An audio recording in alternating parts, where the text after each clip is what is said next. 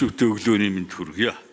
Хувь санаачлагчийн танилцуулга, хуулийн төслийн танилцуулгыг аваад үзэхдээ зэрэг одоо энэ нэмэлт өөрчлөлтийн гол зорилго нь нэгдүгээрт угаасаа манайд энэ үжигэрсэн сургууль цэцэрлэгийн хүртээмжийг сайжруулах.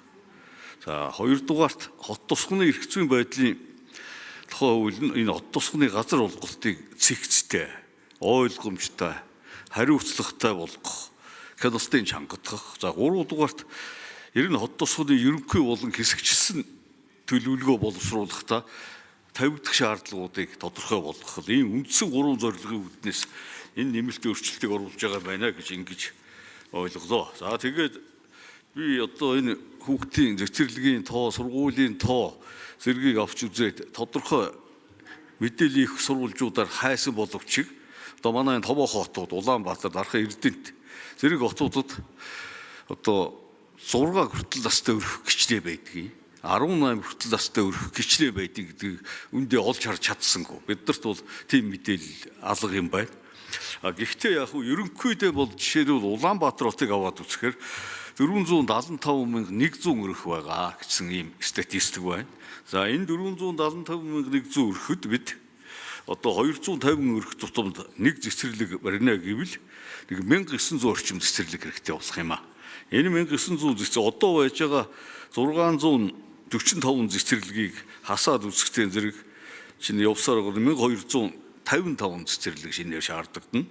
За сургуулийн хувьд бол 475,100 өрөхөд 475 сургууль шаардлагадах юм байна. Тэгэхээр одоо байгаа сургуулиудаа нэмж 161 сургууль барина гэсэн ийм тооцоо харагдаад байгаа юм. Саяхан одоо манай их хурлын гишүүн Гал Бадрахын хийсэн боловсролын тогтолцооны судалгаандаар бол гарсан байгаа. Одоо манай Монгол улсад эхний ээлжинд 200 сургууль барьчих юм бол энэ сургуулиудын одоо 3 дугаар ээлжийн асуудал, англи үргэлтийн асуудлыг нэг тодорхой төвшөнд шийдэж болох юм байна гэсэн их нарийн судалгаа гарсан. Тэгэхээр энэ хуулийн заалтаар явна гэхдээ зэрэг энэ 200-аас өөр хамаагүй цаашаа гараад явчихвал шинжтэй юм харагдаад байна. Тэгэхээр эндээс би одоо юу гэж асуух гэж байна үхтэй зэрэг энэ олон сургууль цэцэрлэгийн барих зардал ширэгдлийн тооцоо хоёрыг гаргаж үзсэн үү? Энэ хэмжээний зардлыг ер нь манай улс төсвөөсөө хэдэн жил багтааж гаргаж чадах юм бэ? Энэ асуудлыг нэг та бүхэн маань нэг тодорхой хариулаад өгнө үү гэсэн хүсэлт байна.